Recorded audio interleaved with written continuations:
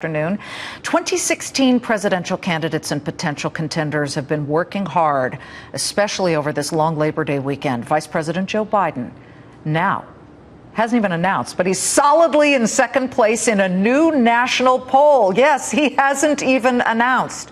Hillary Clinton, for her part, still trying to shake off her email scandal and show more, quote, humor and heart, announcing she will appear on The Late Show with Jimmy Fallon on September 16th, the night of the GOP debate on CNN. Interesting timing. Now, on the Republican side, Jeb Bush takes aim squarely at frontrunner Donald Trump in his first campaign out of the season. That's what you're looking at right now.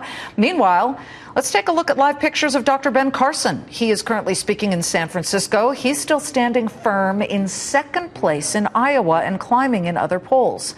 We need to tell you the former Arkansas governor, Mike Huckabee, is in Rowan, Kentucky. Less than an hour ago, he stood by that woman, Kim Davis. You may know her. She was released from jail. He said if need be, he would take her place in jail. She, of course, worked for a government office and refused, even after the Supreme Court ruled that gay marriage should be honored, refused to write gay marriage licenses. So they threw her in the clink. Now she's out. For their take on the political landscape, and it just keeps getting more interesting. I'm joined now by Liz Chadderdon. She's a Democratic strategist, and Angela McGlowan, a Fox News political analyst. Thank you for both joining us. Let's start with Hillary, and I will begin with Liz. Liz, looking at Hillary Clinton, front page of the New York Times, big article saying she's overhauling. She's going to look more natural. I mean, this just looks to me as a little bit late if you have to engineer that kind of thing. But moving forward, she's still firmly ensconced in the top 1-2 position in a lot of polls. What's going on with Hillary?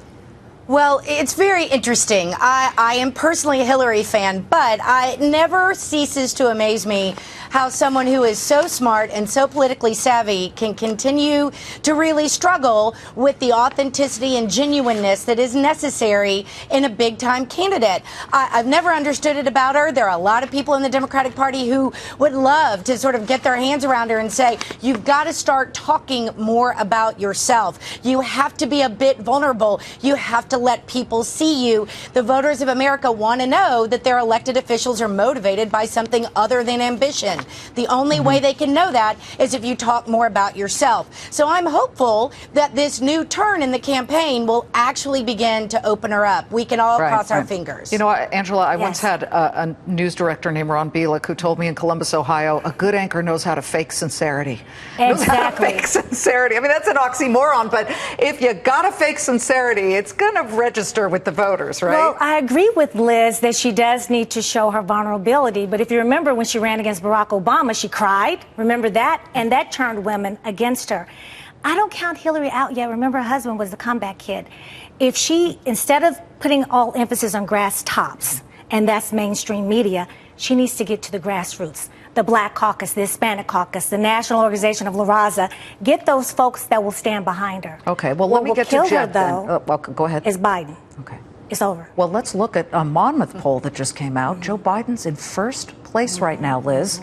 He hasn't even announced. What does that tell you? Well, it tells us that Democrats love Uncle Joe. I mean, I certainly love Uncle Joe. You never know what he's going to do next. He's your crazy uncle. Can he He's win, a brilliant Liz? Man. Can he win? Can he win the Democratic nomination? Maybe. I definitely think he could give Hillary a much bigger run for her money than either Bernie Sanders or Martin O'Malley. But at the end of the day, there are a lot of people, close to 18 million Democrats, who voted for Hillary Clinton in the 2008 primary, and I think most of them are going to vote for her again. But Biden can give her a serious run. I don't want to ignore Jeb Bush because he just came out with that ad, and then he's taking aim at Donald Trump. Angela, is that a good thing to do? It's a good thing to do, but sometimes too much, too little, too late. This is not a political season that we've had before. We cannot compare Donald Trump to presidential hopefuls of the past. He is political, but not a politician. And there's the rub. So you can't really do those regular commercials or say things. It seems like this guy is a Teflon Don. Well, he did rip Jeb Bush for speaking Spanish, which I found so ridiculous because a lot of voters and many Hispanics are conservative. Yeah. Speak Spanish. So what Exactly. is that really where we're going at this point? And then Sarah Palin weighs in and says, "Speak American." Not even English. People, there are a lot of legal voting Hispanics in this nation that you want to get. Donald They're hurting Trump, themselves when they do that. He's out there. Listen, Jeb was right to speak in Spanish, and his brother, George W., received 45% of the Latino vote. Exactly. Liz, one last word on Jeb. What do you think? Sure. I actually completely agree with Angela. I think it was a good hit, but maybe too little, too late. I think the worst thing you can be in a Republican primary is a Democrat, which is exactly what Jeb Bush was basically accusing Trump of being. It's a good hit. I just don't know if it's going to make any headway at this point. Liz Chadderdon, Democratic strategist, and Angela McGlowan, Republican strategist. Great to have both of you. Thank This is the you. kind of Thank you. discussion we like.